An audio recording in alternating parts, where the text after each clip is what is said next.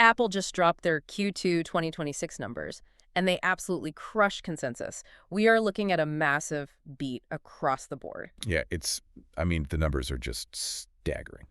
Right. So revenue came in at $111.2 billion. That is a 17% jump year over year. Yeah, and diluted earnings per share hit 2.01, which that's up 22%. Insane. So, And, they didn't offer any explicit forward guidance in the release, as per usual, but the stock is already popping in after hours trading. The market clearly loves this report. they really do. It's a very strong signal. Okay, let's unpack this.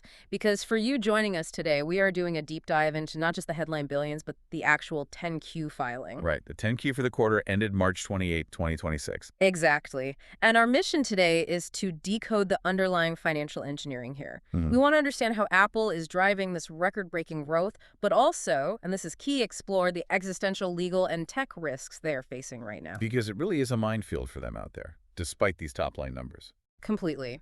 So before we even look at what Apple is actually selling to consumers, we need to talk about the absolute mountain of cash those sales are generating. Yeah, and mountain is genuinely the right technical term here. I mean, if you look at the cash flow statement in the 10Q, they generated over $28 billion in operating cash flow. In a single 3-month window. Right. Just one quarter. To put that in perspective for you, that is more cash generated in 3 months than the total annual revenue of, like, a lot of major Fortune 500 companies. Whoa. But what is truly aggressive is how management is choosing to deploy all that liquidity. The board authorized a 4% increase to the quarterly cash dividend, which brings it to 27 cents a share. Okay, nice little bump for income investors. Yeah, but the real headline grabber is the share repurchase program.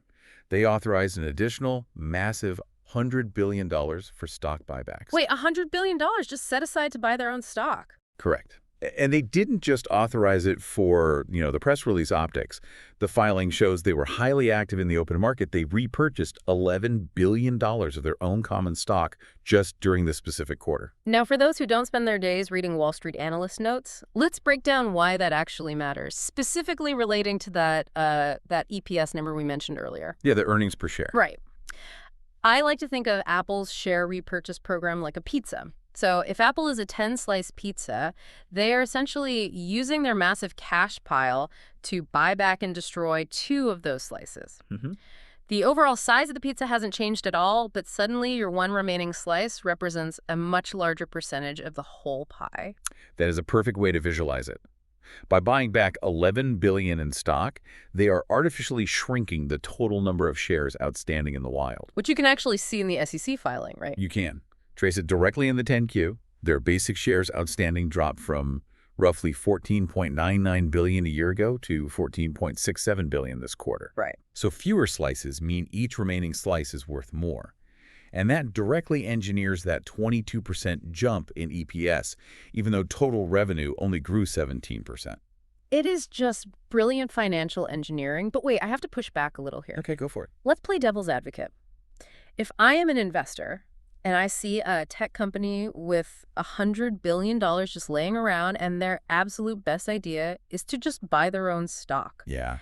doesn't that imply they are kind of out of ideas? I mean, why aren't they buying a major studio like Disney? Why aren't they launching, 3 completely new, groundbreaking product categories? Is this basically an admission that the golden age of Apple innovation is over and they are just functioning as a bank now? Well, if we connect this to the bigger picture, the data in the 10Q suggests the answer is a definitive no. Really? Yeah, you cannot look at the buybacks in a vacuum. You have to look at the income statement, specifically their operating income, which jumped to $35.8 billion, and look right next to that at their research and development expenses. Okay, what happened with R&D?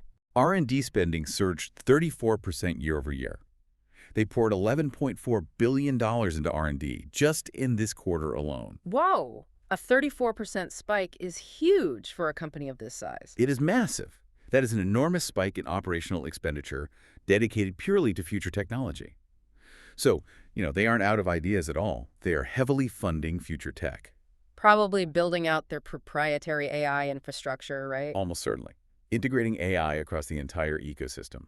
And they're doing that while simultaneously using their excess cash to reward shareholders. Oh, I see. Yeah, aggressive buybacks combined with dividend hikes signal immense management confidence to Wall Street. Meanwhile, that 34% R&D spike proves they are still pouring absolute billions into the innovation pipeline. Okay, that dual-pronged approach makes a lot of sense. I mean, they have so much cash they can literally afford to do both at maximum scale. So we've talked about the cash being returned to shareholders. Let's look at how that cash was actually made in the first place, because the physical products moving off the shelves are telling a really fascinating story right now. Oh, definitely. iPhone revenue hit a record $56.99 billion. That is up 22%. Yes, and the 10Q gives us the underlying mechanics for that jump. It wasn't necessarily just a matter of shipping vastly more individual phones. Right, it rarely is these days. The revenue growth was specifically fueled by a higher mix of Pro models. Consumers are increasingly bypassing the base models altogether. They just want the most expensive tiers available. Right, particularly with the new iPhone 17 lineup. People want the premium features. And it wasn't just the iPhone driving this hardware surge either, right? Not at all. Hardware performed incredibly well across the board. Mac revenue came in at $8.39 billion, which was driven heavily by laptops. Nice. iPad revenue hit $6.9 billion. Management explicitly noted this was helped by the new M4-powered iPad Air, though they did admit it was slightly offset by lower iPad mini sales. Makes sense. What about the rest of the ecosystem? Wearables, home, and accessories held steady with a solid bump to $7.9 billion. They really unleashed a flood of new high-end products this quarter. I mean, the documents highlight the iPhone 17, that M4 iPad Air, the launch of the MacBook Neo, and the AirPods Max 2. Yeah, it was a very busy quarter for physical releases. Here's where it gets really interesting. If you observe Apple's hardware strategy right now, they are behaving exactly like a high-end luxury car dealership. Oh, I like that. How so? Well, many analysts consider the smartphone market completely saturated. Sure, everyone who wants a smartphone basically has one at this point. Exactly. But Apple keeps growing their top-line revenue. They aren't doing it by selling a car to a first-time driver. They're growing revenue by successfully upselling everyone who already walks onto the lot.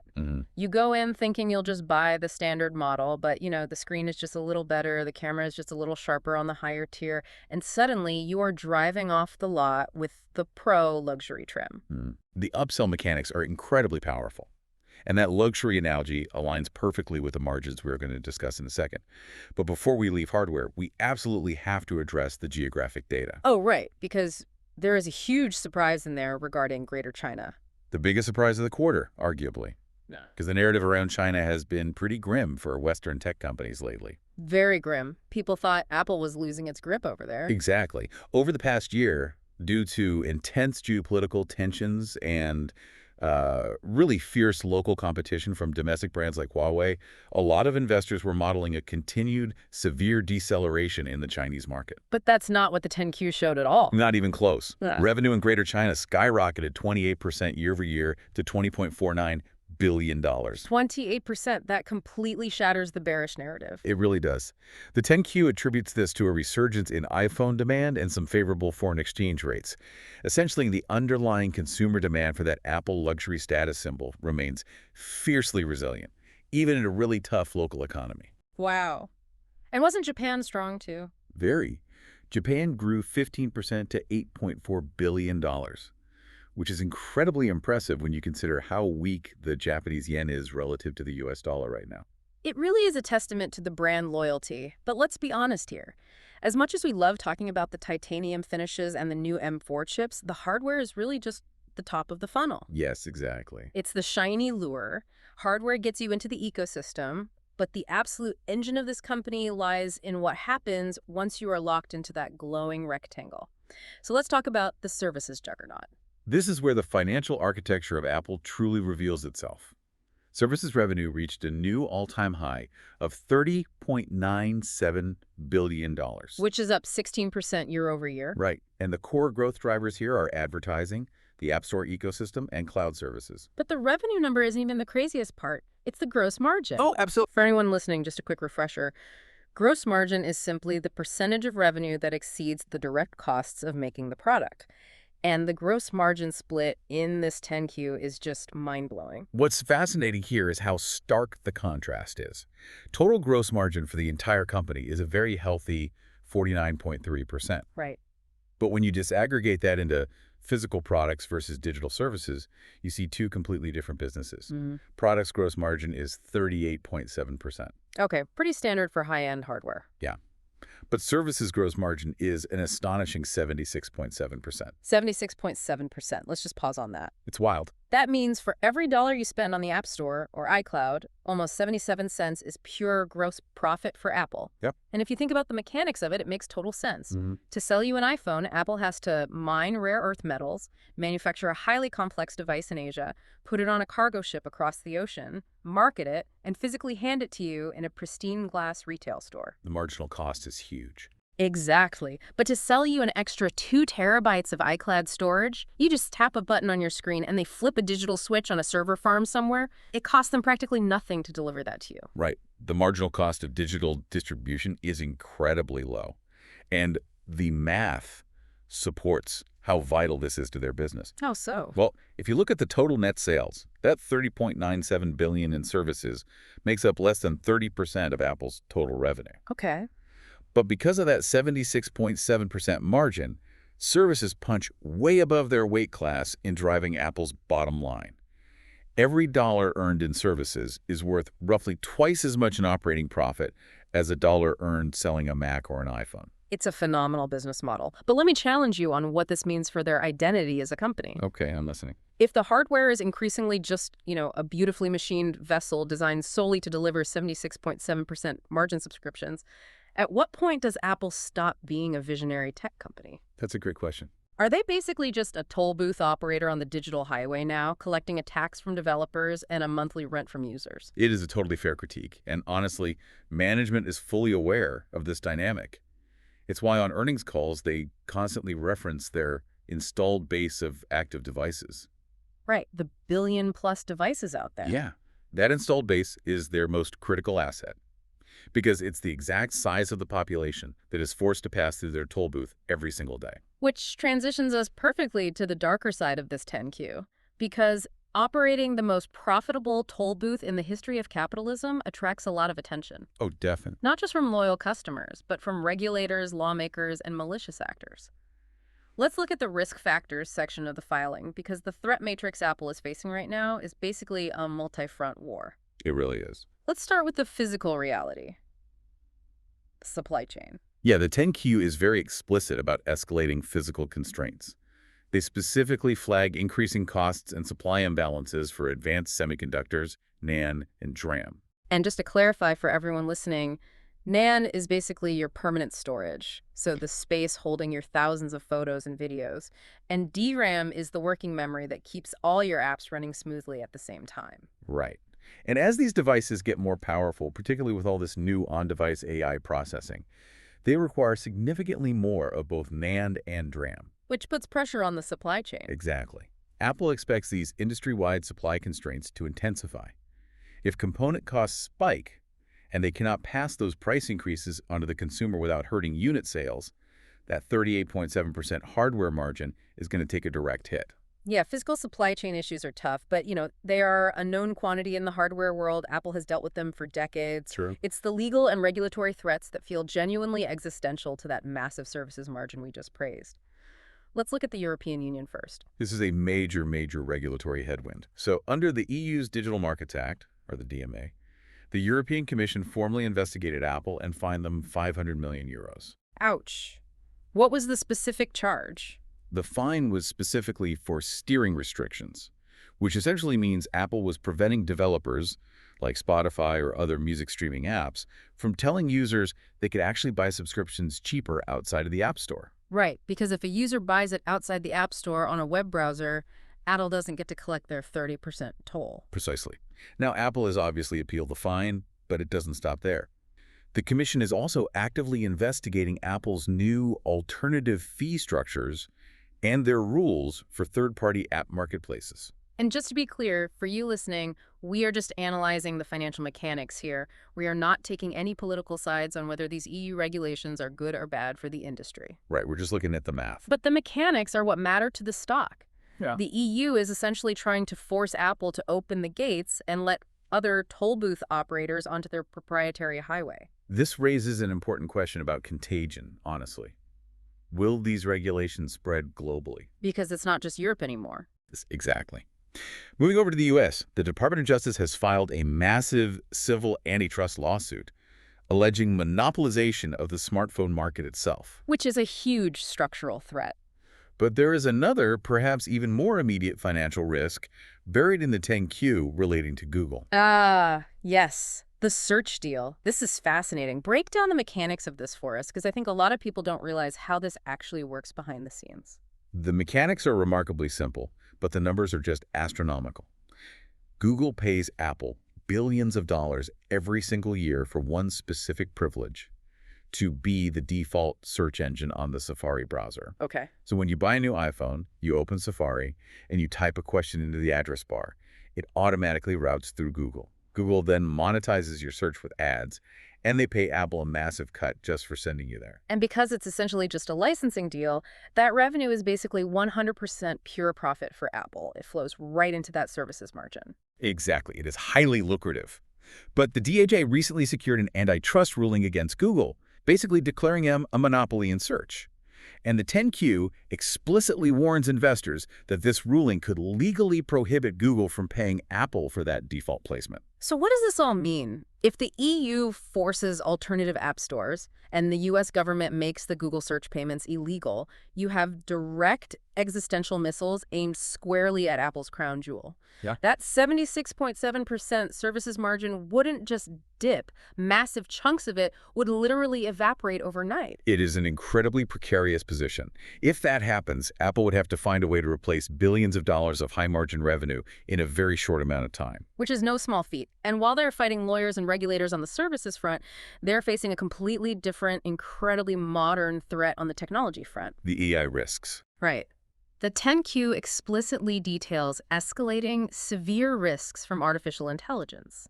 And to be clear, we aren't just talking about Apple spending R&D money to build their own AI. We are talking about malicious actors weaponizing AI against Apple's ecosystem. Yeah, the language in the filing is surprisingly stark.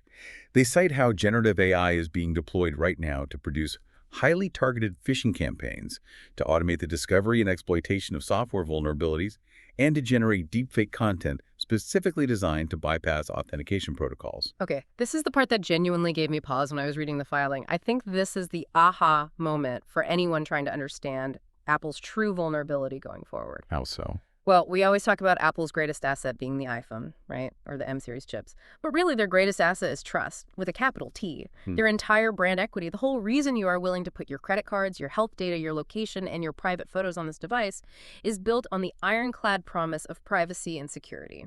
And AI threatens to erode that trust at an unprecedented scale. Exactly. Think about the mechanics of a walled garden. A walled garden is only valuable to the user if the walls actually keep the bad guys out. If a user expects a platform to be completely secure, they naturally let their guard down. Right, you don't second-guess an Apple prompt. Exactly. So what happens if one sophisticated AI-driven deepfake manages to consistently spoof Face ID?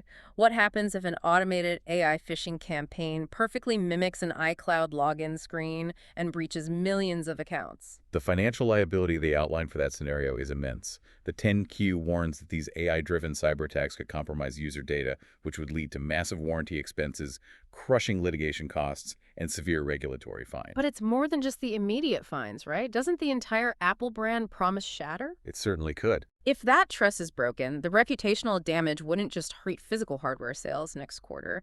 It would completely devastate the fundamental trust required to keep users paying for Apple Pay, Apple Health, and iCloud. The entire 76.7% margin ecosystem collapses if the consumer doesn't feel safe. That is the exact systemic risk they are outlining to their investors in this document. The tech industry is subject to intense, real-time media scrutiny.